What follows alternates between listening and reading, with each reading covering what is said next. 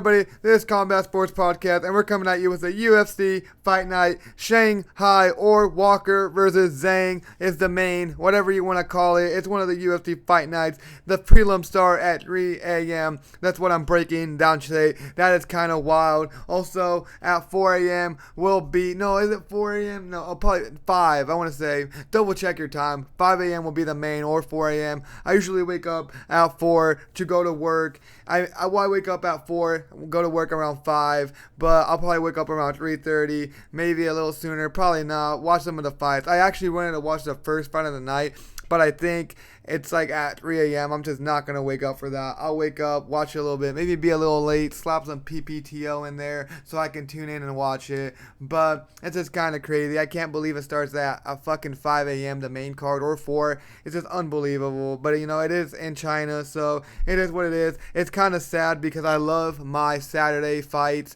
in the afternoon, even if they are at 3 or 5:30, you know how they do sometimes.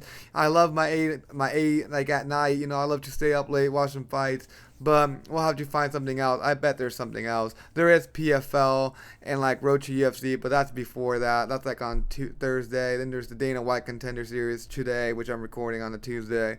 But yeah, let's get started here with the first fight of the night. The prelims that start at 3 a.m. or 2, whatever it is for you guys, is the first fight of the night. Let's kick it off here. We got a light heavyweight bout here to kick it off. It is Satybaldiev, Gorilla, 9-2, going up against Nurgozhay. This guy is 10-1. These guys only have lost one time. Let's go over here and break down the fight and talk about these guys. First, we'll talk about Dair over here. Is Dair 10-1. This guy was pro in 2017, as you see down here. He was 2-0 in amateurs. Was the champ there. He was also the regional champ. He started 10-0. Won in the Dana White Contender Series in 2024. He is coming off his first loss ever in his UFC debut by a submission. He lost. He also missed weight. He is 0-1 in the UFC, has 6 knockouts, 2 submissions, and 2 decisions. Has only been submitted once, and it is only lost. Let's go over here and talk about his opponent. Uran over here, 9-1. Love the hat. He was pro in 2020, regional champ. He was also an LFA champ, as you see right here, from 2024 to 2025. He was in the LFA. His UFC debut was in 2025 at heavyweight. He lost to Martin, who got cut of the UFC now, has 7-1 heavyweight, which is kind of crazy. I keep ranting about that, but it is what it is. He is coming off his first ever loss. 3-1 in the LFA, 0-1 in the UFC. 3-0 in the LFA, 0-1 in the UFC. This guy has 6 knockouts, 1 sub, and 2 decisions. Both of these guys are coming off their first ever lost in the UFC too. This is gonna be a good fight. One of them's gonna come back and win their fight and win one fight in the UFC. One of them's gonna lose another fight, and it's gonna lose 2 in a row. And let's see how they deal with that. This is gonna be a really good fight. I wish I could tune in. I don't think I'll be waking up for this fight though. But Dair over here, powerful, nice sambo background, but his defense is very iffy. Can you deal with Uran's long reach and everything? Because Uran's long reach, like I said, former heavyweight. We're going to have to see how Uran's weight cut goes here, because that is going to be something we got to see here, since he is a former weight. This is going to be a banger. Literally should be a fucking banger, because as you see here, this is a striker versus striker. Yeah, he averages 2 takedowns in this fight, but he lost his debut. I don't see him winning it. He is mostly a striker from what I have seen. This is going to be, like I said, a fucking banger. I expect a knockout to happen here. I think Dair uses his leg kicks that he has, slows down Uran, and then he wins here by a knockout in the late first or start of the second. This is going to be a banger. I for sure think there's going to be a knockout. Both of these guys, very fucking powerful, are going to swing it out. And I think Dair uses his leg kicks very nicely, gets it done here with the upset. I'm going to go with the dog to kick it off here. I got Dair winning. Let's go break down the next fight. We got a bantamweight match here between Xiao Long, 27-9 from what I saw on Tapology. This one says 27-8, going up against Su Young Yu, Jiu-Jitsu, 15-3. Let's go over here, talk about Long. He was pro in 2016. He started iffy, then he went on a 12-fight win streak in there. He won, 12-fight win streak. Then he got in the Dana White Contender Series, and then he lost that. That ended his 12-fight win streak. Then he was a regional champ in multiple organizations. Got in the UFC in 2024. Lost his debut. Coming off a knockout win. He is 1-1 in the UFC. He has 5 knockouts, 9 subs, and 13 decisions. He has been knocked out 3 times. And I would say he's durable. He has been knocked out 3 times, but he hasn't been knocked out since 2017. So yeah, it's definitely gotten better. His chin's gotten nicer. Yeah, definitely durable. Going up against Young Yu, 15-3. Jiu-Jitsu over here, 3-0 in amateurs. He was pro in 2017. Regional champ in multiple organizations. Got on the road to UFC in 2024. He won in the UFC his debut in 2024. He is on a 4-fight win streak. Currently, he is 2-0 in the UFC, has 3 knockouts, 5 subs, 7 decisions, and he has only been finished once. This should be a good fight over here. Long, nice boxing experience, long career, sharp jab, either that nice to set up body kicks, can mix it up well too. He can use his striking to mix it up and get takedowns. He also has really nice takedown defense, which will have to be tested here because he's going up against Young, who goes for a lot of takedowns, gets a lot of them too, 55%, uses his clinch very nice, dirty boxes a lot, is durable. Like I said, that's only been finished once. I say the edge goes here to Young. He gets the takedowns. He will get the takedowns. His takedown defense is nice too, so I feel like Long won't be able to take him down. I feel like Young will close the distance, get takedowns, maybe use his clinch to get the striking going, and then use it to get the takedown set up. I think he gets it done here by decision most likely. Like I said, grinds him down, wins here. Long isn't able to use his striking and all that. He is is he the taller, longer guy? Yeah, he is the taller, longer guy. That's what I'm scared about. Either way, Young is hot right now. He gets it done. Let's go over here and talk about the next fight. We got a featherweight bout here between Weston Wilson, 17-9, going up against Yizha, 25-5. Literally, that's all. Yizha. No fucking last name, no nickname, nothing. Yizha. Let's go talk about Yizha. This pro in 2015, started 9-0, regional champ. He is from the road to UFC. Look at this right here. In 2023, he got in that, as you see right here. 2022, he got in the road to UFC. He got in the UFC in 2023. He lost his debut. His first fight this year, he is 0-2 in the UFC. 5 knockouts. He has 14 submissions, 6 decisions, and has only been finished 2 times. So he is also durable. For 30 fights in his career, yeah, he is durable. When was the last time he got finished, too? Let's go find out. In 2021. So, yeah, it's been a little bit, too. Let's go over here and talk about his opponent, Wilson. He is 17-9, amateur from 2012 to 2014. Let's go all the way down here and see that. He went 2-3 on that. Well, never mind. He went 2-2 on that. Okay, no, I thought he went 2-3. He was pro in 2014, 0-1 in Bellator. He's 0-3 in the LFA. He got into UFC in 2023. Let's go find that up here. 2023. Dang, he has a long career right there. 2023. He lost his first fight, one of them being to Gene Silva, and then he is coming off his first win in the UFC by a submission. This is his first fight also this year. Over a year it's been. He's 1-2 in the UFC. Has 5 knockouts, 12 submissions, and 0 decisions. He has gone to decisions 2 times and lost them. He has been finished, although 7 times, submitted 4, and knocked out 3 times. So let's go over here, break this fight down, look at their stats. Yizha, he has what's it called? Sandra Roots, nice submissions too. Look at that, 52% of his wins are by submissions. He's nice in the transitions. He is going up against a guy though who is also very nice submission artist, taller and longer guy. Likes to get it done. He has 0 decisions won. Odds are crazy. I was looking at him on the Tapology. They're like minus. He's like a minus, I'm pretty sure he's like a minus 700 or something. Definitely should not be what they say. This is kind of a crazy fight here. I don't think the odds should be that, literally, because I don't see that. I think the odds are way off. I think it's going to be a way closer fight. If you guys don't have Weston Wilson winning, maybe go for the spread, because I think even that Weston Wilson can get at least one round one if it doesn't get finished. Because Yizha, he will need to use his leg kicks, keep Wilson from clinching up and all that, because he definitely doesn't want Wilson to clinch him up, body him, and take him down. He needs to initiate the takedowns and all that. But with all that, I'm going to go here for the big dog. I'm going to go Wilson, getting it done here. Straight money line. From what I saw, he's a big underdog. Let's go see if we can find the odds here. Where's the... Yeah, look at that. Look at that. Let's go click over here. Let's see if we can see his odds. Where's it at? Right here.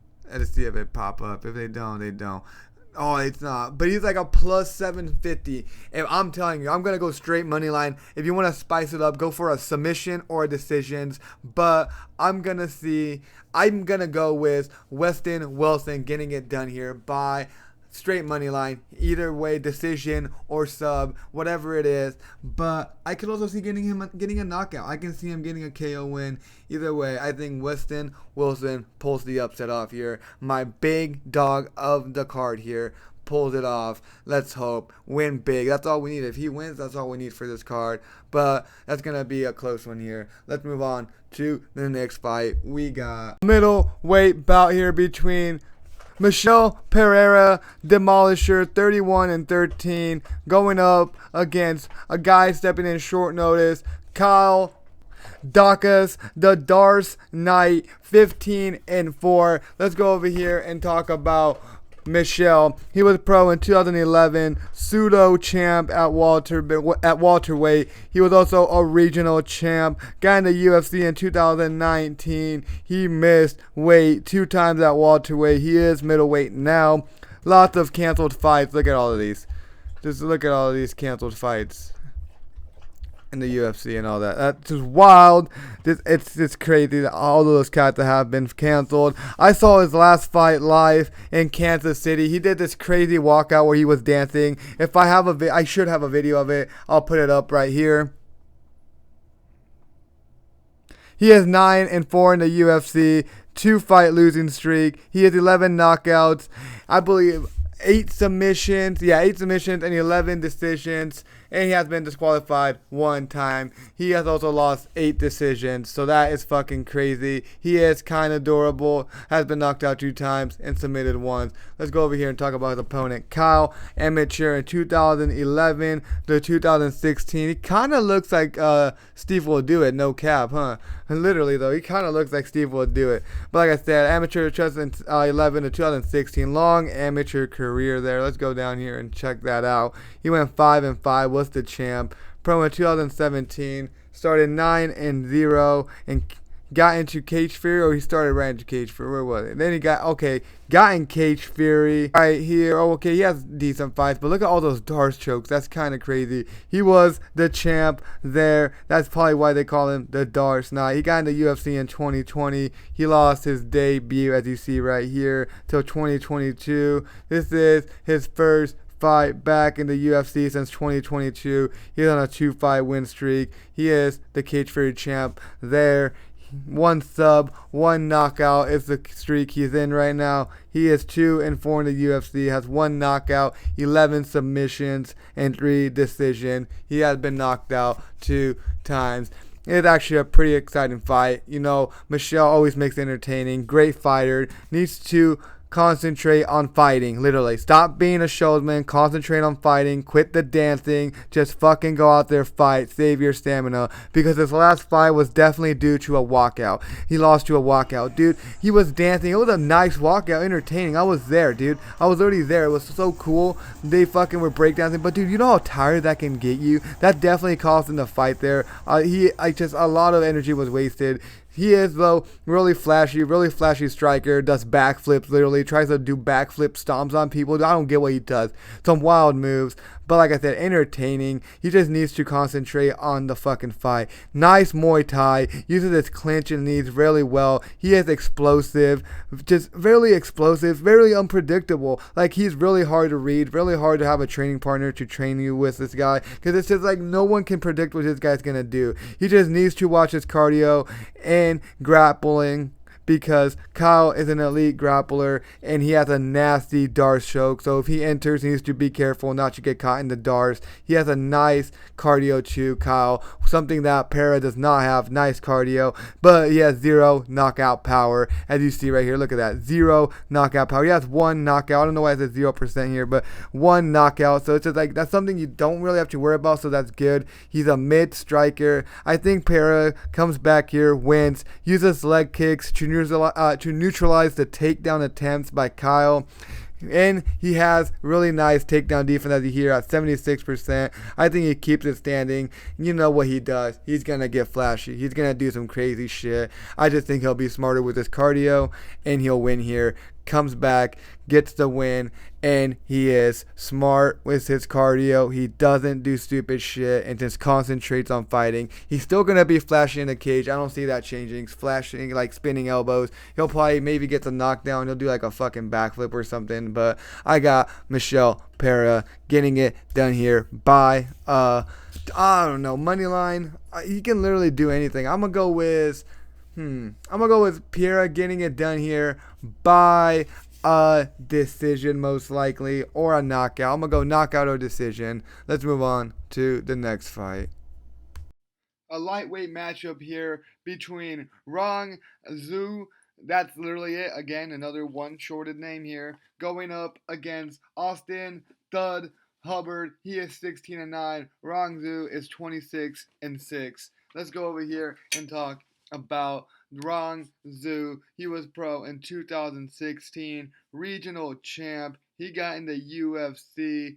Let's see. Look, that's when he went pro, regional champ up here. Then he got in the UFC in 2021, as you see right here. He lost his UFC debut when he got in there. He missed weight twice too. Then he got cut or something. Got on the road to UFC in 2023, as you see right here. I'm pretty sure he ended up winning that. Yeah, right here. Where is it? Yeah, right here. I'm pretty sure he won it right there. He got back in the UFC in 2024. He lost his welcome back fight. He is, though, coming off an upset win here. Big upset win, I'm going to say. Okay, decent upset. I thought he would be a bigger. Cody still would be, I guess, still a big win here. This guy is 2-3 in the UFC, has 14 knockouts, 7 subs, 4 decisions, and has been submitted 4 times. Only knocked out once and only lost a decision once. Let's go over here and talk about his opponent. Austin over here. He is 16-9. Let's go all the way down here. He had a nice amateur, went 7-1 in the amateurs. What's the champ there? He was pro in 2015, regional champ multiple times, as you see right here. He was also an LFA champ in 2018, as you see right here. He got in the UFC from 2019 to 2021. Then he got cut or something happened. Got into Ultimate Fighter. He got to the finals and he lost in the finals, but he did pretty good on that. He is currently on a 2-fight losing streak, as you see right here. One of them to Alexander Hernandez, who just had a nasty upset win too against Chase Hooper in UFC 319. Kind of crazy. 4-7 in the UFC. He has 4 knockouts, 3 submissions, and 9 decisions. Never knocked out, but has been submitted 3 times. This should be a pretty decent fight. I was like thinking about going for Austin here. I'm not sure about the odds, But I was thinking about going for Austin. Then I saw that Rongzhu over here is just a fucking beast. He has nasty power and can submit people. He is just nasty, uses nasty knees, while Hubbard over here is just like boxer, wrestler, and all that. But he's gonna need to wrestle here for sure if he wants to win here, cause he is not gonna want to keep it standing. Rongzhu is way too dangerous on the feet, and then I'm saying yeah he's gonna have to take it down, but then you look here and you look at Rongzhu's takedown defense, it's 84%, so he's really good at keeping it on the feet. He's nice at that. I think Rongzhu keeps it standing here. He's way too dangerous on the feet. I think he gets it done by a finish. Let's move on to the next fight. We got a banger matchup. Let's go break this down. I'm actually excited for this one in the featured prelim. Let's go get into the next fight. Flyweight bout here, a ranked Charles Johnson Energy fighting out of St. Louis. He is the number 15 ranked flyweight going up against Loner Kavanagh. He is 9-0, young prospect of the UFC. This is veteran versus fucking upcomer prospect. Let's go talk about Loner over here. I don't know why on the UFC page their names are messed up backwards, but it is what it is. Let's talk about Loner, 9-0 prospect. He is 2-2-2-2. 2-2-2. I don't know if I said too many twos there. In the amateur, he was the champ there. Pro in 2019. He got in the Dana White Contender Series right here in 2024. He won that by a nasty left hook. He's 2-0 in the UFC. This dude has never lost in his career. He has 4 knockouts, 1 sub, and 4 decisions. This dude is young too. He is 26. Let's go over here talking about Energy. Charles Johnson, 17-7, 34 years old. Nice amateur career from 2015 to 2016. He went 4-2 on that. Was the champ. Pro in 2016. Nice early fights in his career, as you see right here. He also has a couple of boxing fights, as you see. Like right here about Brandon Royval. Just a couple of names. He has a couple losses too, but he did some boxing. He got into LFA in 2021, as you see right here. He went 6-1 in that. He was also the champ in the LFA for the flyweight. Got in the UFC in 2022, as you see right here. Lost his debut to an undefeated fighter who's not even in the UFC anymore. But that's another conversation for later. I think he should be, but it is what it is. 6-5 in the UFC. This dude is coming off a loss. Before that was on a 4-fight win streak. He has 6 knockouts, 4 subs, 7 decisions, and the definition of durable has never been finished. This is going to be literally vet versus upcomer. Johnson Energy has stopped some hype trains like Joshua Van. He is tall. He is long. Look at that. Just look at the... Oh, no, not that. There it is. Look how much taller he is, and look at his reach. I guess it's a difference. Like I said, veteran of the game. He is going to try to use his size, control the cage to slow down his opponent, Loner, over there. He is durable, like I said, has never been finished. His opponent, though, is young. He is a prospect.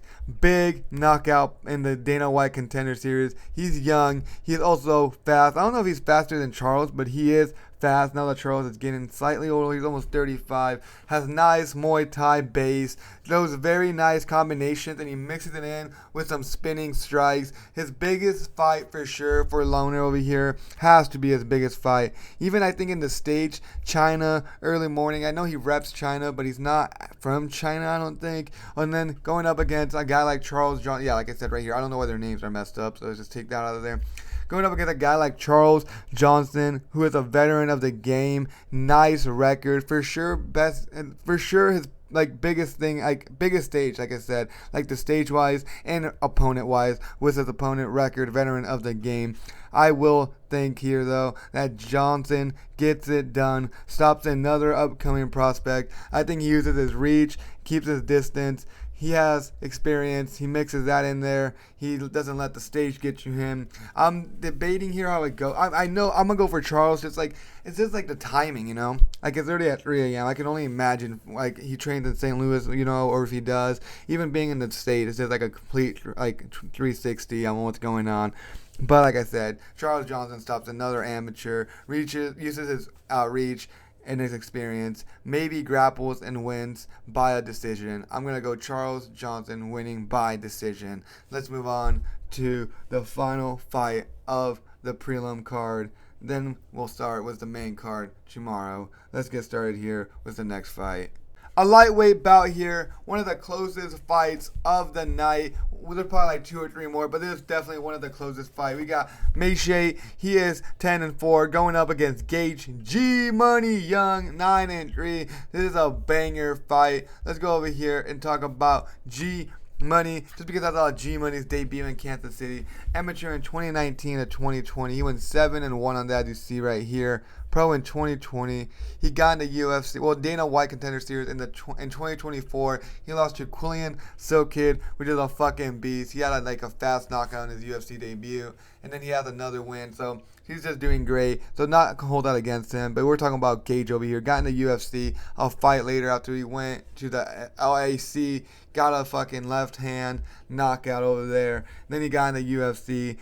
In 2025, he lost his debut, like I said, in Kansas City to Evan Elder. He's 0-1 in the UFC, 0-1 in the Dana White Contender Series, 6 knockouts, 1 sub, 2 decisions, and he has only been finished once, so he is durable. Let's go over here and talk about his opponent, Maheshate, 10-4, pro in 2019, got in the Dana White Contender Series in 2021. He won that by a decision. He got in the UFC in 2022, as you see right here. Got his nasty debut win by a counter right to Steve Garcia, who's now on fire. But that's just crazy. He nasty knockout. He has, I don't know, after that, it was oh, he's going to be hyped. Then he went out to lose 2. He missed weight his next fight. Like I said, lost. He is 2-3 in the UFC. He is coming off a loss by a decision. This is his first fight this year. He has 4 knockouts, 1 sub, and 5 decisions. He has only been finished once, so he is also durable. Let's go over here and break this fight down. Maheshate over here, nasty right hands. As you saw in his debut, he got a nice counter. Also has a Sandra background. He is going to use his long legs over here. He's kind of longer, kind of taller, has a longer reach. Gonna use his long, heavy legs to throw some heavy kicks. While his opponent, coming off his debut, he is a nice striker, throws a nice 1-2 combination. He's really fast. I also saw his cardio though fade away in the last round in Kansas City versus Elder. I was watching that. He did lose, but it was he started off good in the first, and then after that, like I said, his cardio went downhill. So let's see how he does here. There's a striker versus a kickboxer / Sandra guy. This should be a pretty even matchup. Maheshate, though, I think he should win here. Very close fight, but I think at the end of the day, Maheshate will wear down Young. He will take it to decision or win by the 3rd round by a knockout. Use his legs, keep the distance, and win. Let's move over here and recap the whole card. Let's go all the way down here. We got Dyer winning, or Dyer, however you say his name, winning the first fight. Then I got you getting it done here. I got Weston Wilson, my big dog here, plus 700. Then I got Michelle Pereira getting it done, coming back after his Kansas City fight where he fucking came out dancing. I put a video up if I have it. I should have it, so I will. It should be up on his breakdown. Then I got Rongzhu over here, or Rongzhu, however you say his name, getting it done here against Austin Hubbard. Then I got Charles Johnson getting the upset, beating the young prospect Loner. And at the end, I got Maheshate winning for the last fight of the prelims. Tomorrow we'll break down the main card, which kicks off around 5 a.m. for me. Thank you everybody for watching. Like and subscribe. You guys are the best. Peace out.